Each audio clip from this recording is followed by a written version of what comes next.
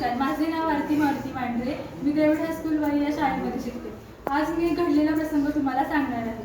मी एकदा बस स्थानकावर बसले होते. बसची वाट पाहत होते. तितक्यात एक प्रवासी प्रवास करून आला होता. खूप दमलेला होता. त्याने पटकन बॅगेमधली बाटली काढली आणि पाणी पिले आणि ती बाटली त्याने खाली टाकली. नंतर थोड्या वेळाने परत त्याने खाद्यपदार्थ काढला आणि त्याचा कागद पुन्हा खाली फेकला. मी त्याच्याकडे लक्ष देऊन पाहत होते. थोड्या वेळाने मी उठले आणि तो कागद उचलून डस्टबिनमध्ये टाकला. त्याला थोडंसं वेगळं वाटलं. आपला कचरा दुसरं कोणीतरी उचलतं हे पाहून तो विचारात पडला. थोड्या वेळाने तो पुन्हा माझ्याकडे आला आणि म्हणाला की मला माफ करा, पुन्हा असे होणार नाही. माझी कचरा ही माझी जबाबदारी असेल आणि मी कचरा पेटीतच टाकेल. त्यामुळे आपल्या सर्वांना समजायला हवे की कचरा हा कचरा पेटीतच टाकला पाहिजे. आपला देश, आपलं गाव ही आपली जबाबदारी आहे. आपण आपल्यापासून सुरुवात केली तर इतर लोकही ते स्वच्छ ठेवतील व परदेशात येणारे लोक देखील या गोष्टीकडे लक्ष देतील आणि आपला भारत हा स्वच्छ भारत आहे. धन्यवाद.